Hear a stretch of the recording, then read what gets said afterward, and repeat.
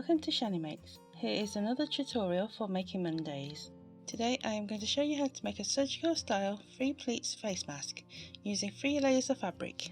This mask has bounded edges to eliminate bulk on the pleated edge. It also has an optional nose bar to make it fitted. You can choose to make a 2-layer mask if you want.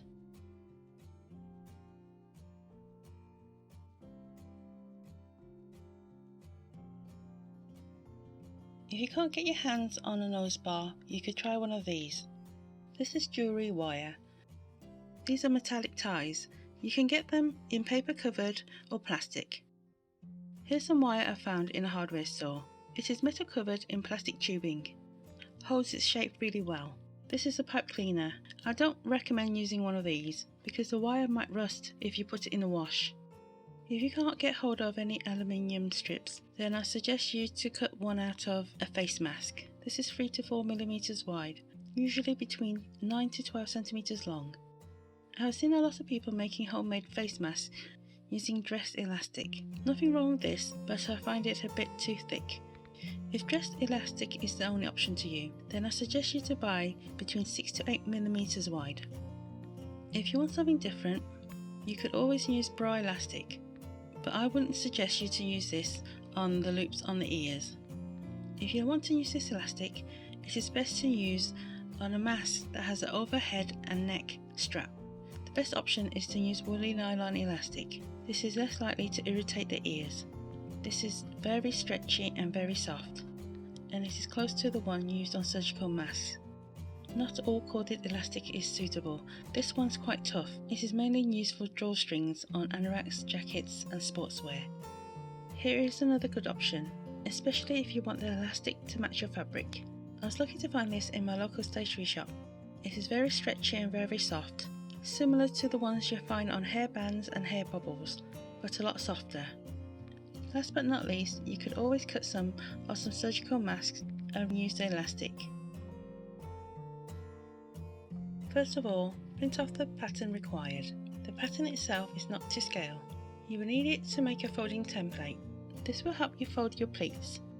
All you need to do is get an A4 piece of paper, using a pencil and a ruler, transfer the markings to the paper. Don't worry about the width for now. Now look on the side of the sheet and use that measurement indicated by the length. I have deliberately left out the measurement where it says cut times 3. I will explain more later on in the tutorial. Then I will join it with a horizontal line. This will be the top part of my pattern. On the piece of paper on both edges, all you need to do is follow the numbers in the middle of the sheet.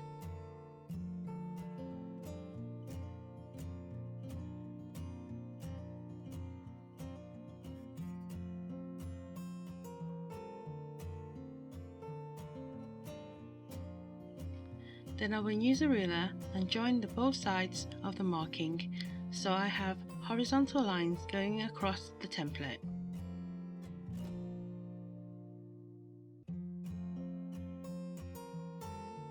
And I will stop there.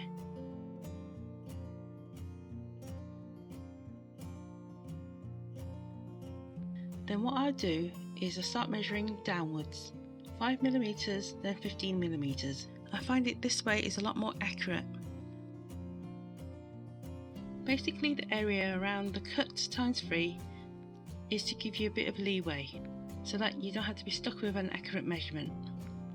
But if you worked it out using the length, you can easily tell that is the largest number on the pattern.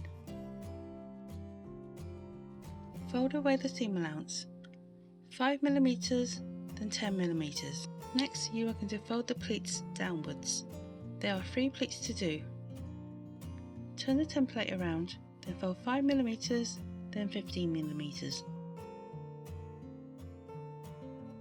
Make sure you pre-wash or soak your fabrics and make sure it's dry before you start any projects. This also includes interfacing if you decide to use it. This will eliminate any shrinkage in the future. If your fabric is slightly on the thin side, you could always back it with some interfacing. Here I'm using some lightweight interfacing. It is best to stick with lightweight interfacing. You don't want to alter the structure of your fabric too much. Place the fabric facing down with the wrong side facing up. Place the glue side of the interfacing touching the wrong side of the fabric. When bonding the interfacing to your fabric, make sure there are no loose threads or rubbish trapped in between, otherwise you will have a hard time removing it. Follow the interfacing instructions on the edge of the interfacing. To bond the interfacing to the fabric, some people use a damp cloth to help, but I don't really bother with this. Some cheaper interfacings, when you iron, it melts onto your iron, so you need to be careful which brand you choose. You know when it's ready when the interfacing is fully bonded to the fabric. For demonstration purposes, I am using a cotton for the outer layer. My middle layer is going to be a poly cotton.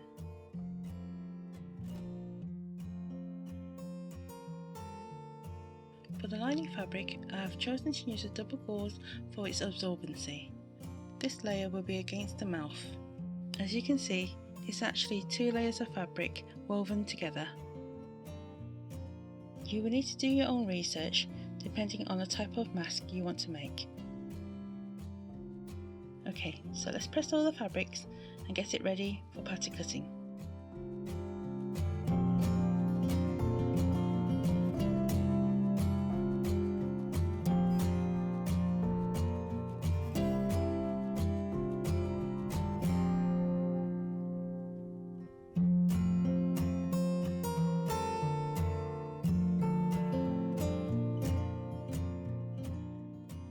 I'm just going to trim off the selvage. For cutting straight lines, a rotary cutter is very handy, but please don't cut over any pins. This will blunt your blade. As you can see, my one snags, so please bear with me.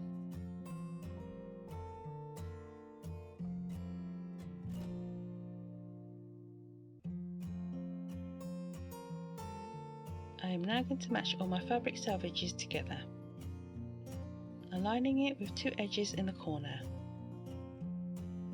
Remember to place the bigger fabric underneath and then the smaller ones on top so you can see all the layers. It makes cutting out a lot easier. Place some pins to secure. The 2 measurements you will need is the width and the length. First measure the width in 2 places, then join it with a straight line.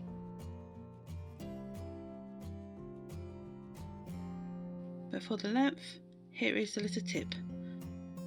Make sure your length is slightly 1 to 2 centimeters longer than it's needed. I will explain why in a bit.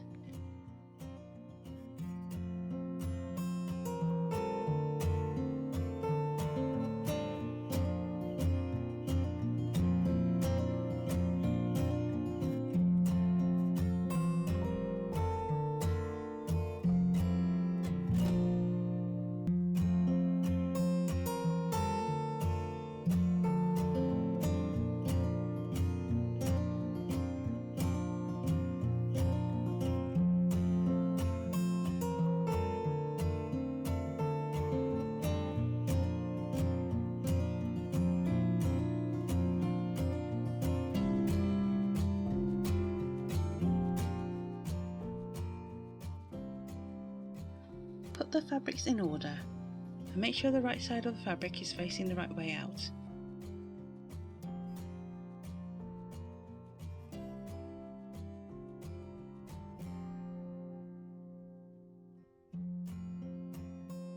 Okay, we are going to deal with the bottom edge. Because our mask is 3 layers and my cotton gauze is slightly thick, when pressing the 5mm and the 10mm, this seam is going to be very thick. So the first thing we need to do is to baste the fabrics together. So roughly 3mm away from the raw edge. This is just to hold it together, to make it easier to handle.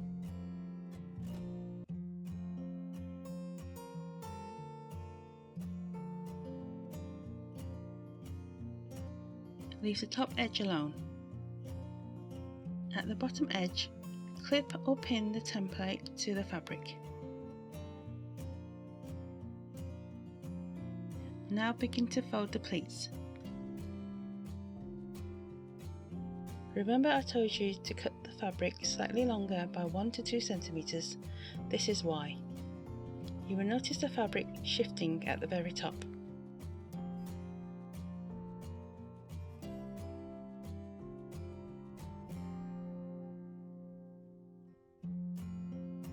Use a metal ruler, this will help a lot. Be careful, the metal ruler will become very hot. Otherwise use a straight edge piece of cardboard. Never use a plastic ruler, it will distort in the heat.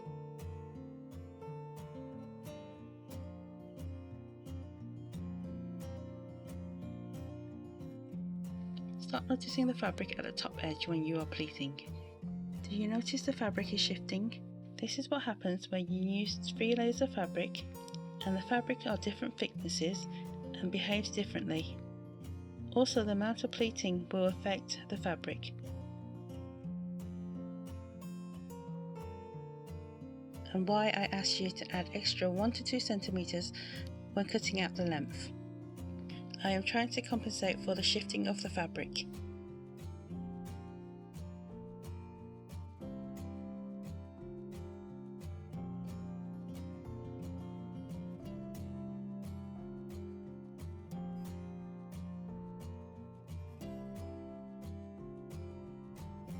Use either pins or clips or a weight to hold the pleats in place.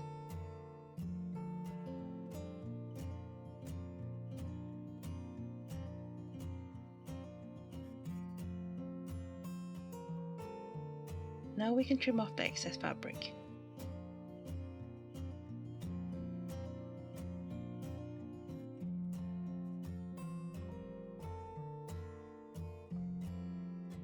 So now we can press the seams.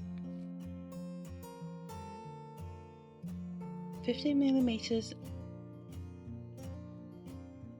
Do your best because I know this bit is going to be a bit difficult. Remove the template if you need to.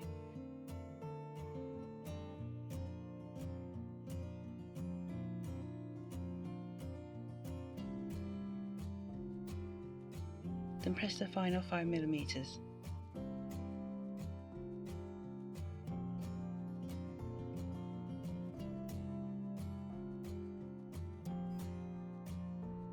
Turn it around and press the other edge. Remember it's 5mm, then 10.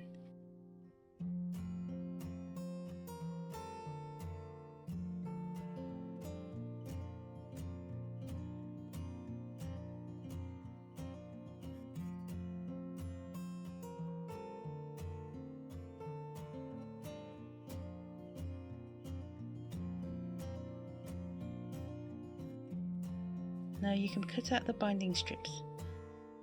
Use your pleated mask to check the length. Make sure the length is 1 to 2 centimeters longer at the top and the bottom. This will include the seam allowance. The width will be 4 centimeters. 2 for seam allowance and 2 for the final binding, which makes it 1 centimeter wide.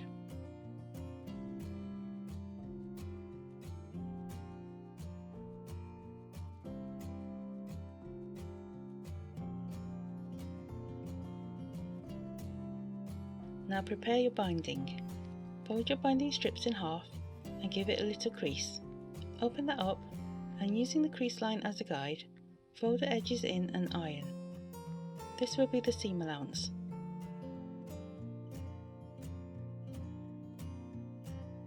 Fold it again and this will be the final width of your binding pattern. Repeat with the other piece. If you are using thick elastic, then I would suggest you to make sure your seam allowance is a lot more thinner. Just make sure when you press your seam allowance it doesn't meet up in the middle. That way the binding pattern is slightly wider. We're going to baste along the edge of the mask to secure the pleats.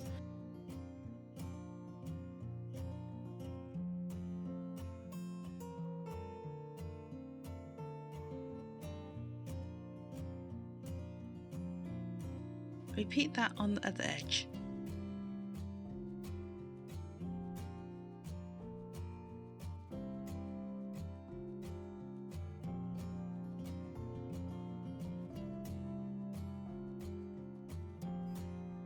We are now going to sew the bottom edge.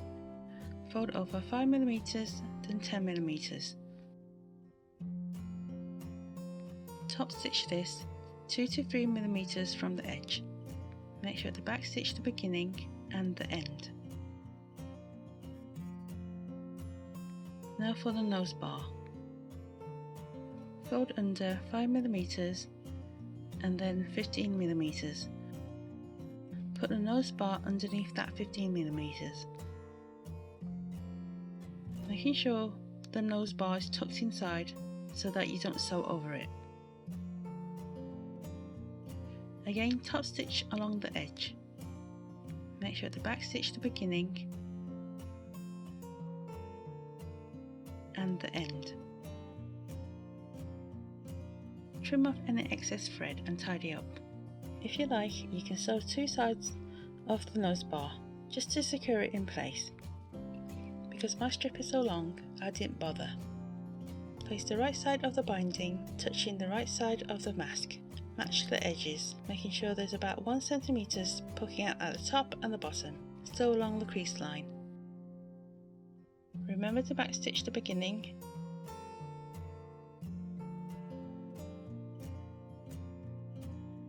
and back stitch the end.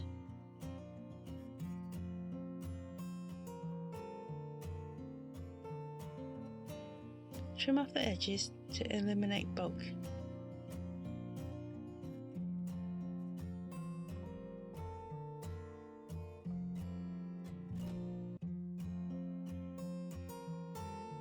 Repeat that on the other side.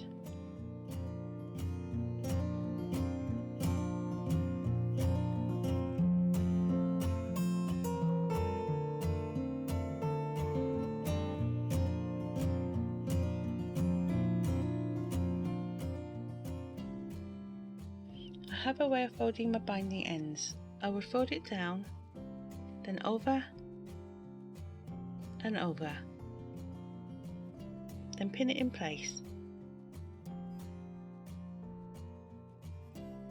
I find it less likely for my loop turner to get jammed when threading the elastic. Use tweezers if you need to.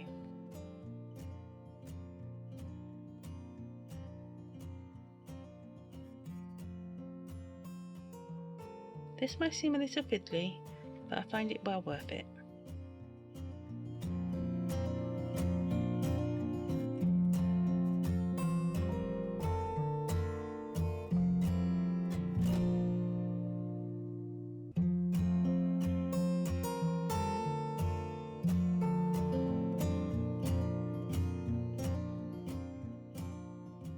Now you're going to top stitch on the binding, about 1 to 2mm from the seam.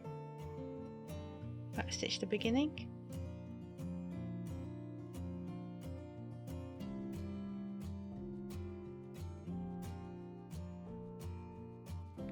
and back stitch the end. Repeat on the other side.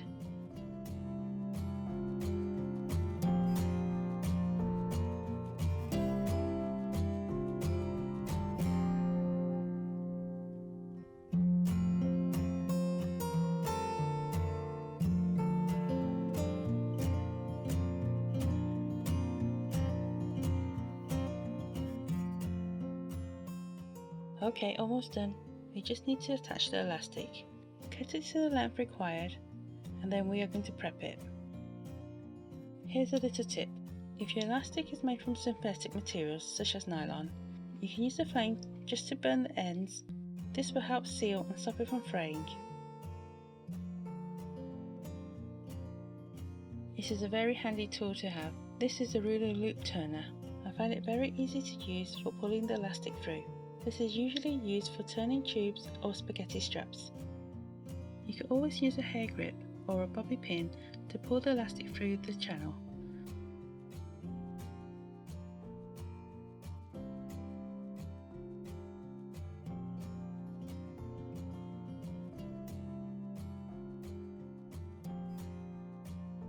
To make it nice and neat and presentable, always put the ends of the elastic inside the binding.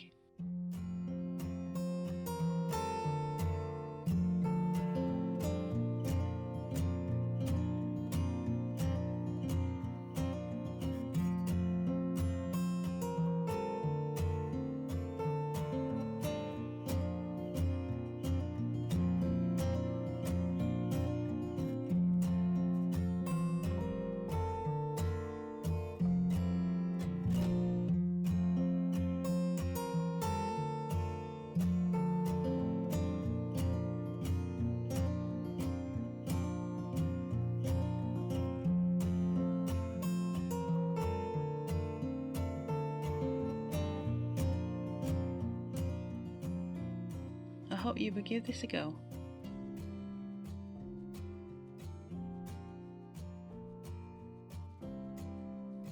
Here is another option for the overhead and neck strap to take the strain off the ears.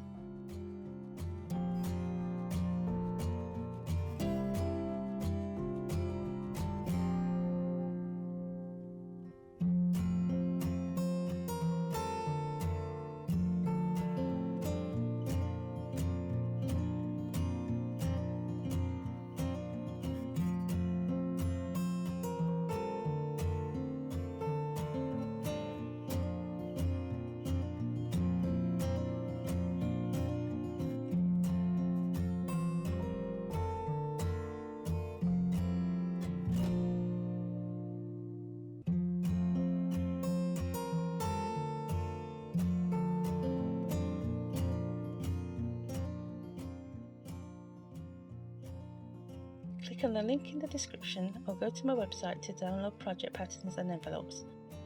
Please support by giving me a like, follow, subscribe and share. Thank you. Here's a little gift for you. Download the envelope to keep all your patterns organised. Thanks for watching. See you next time.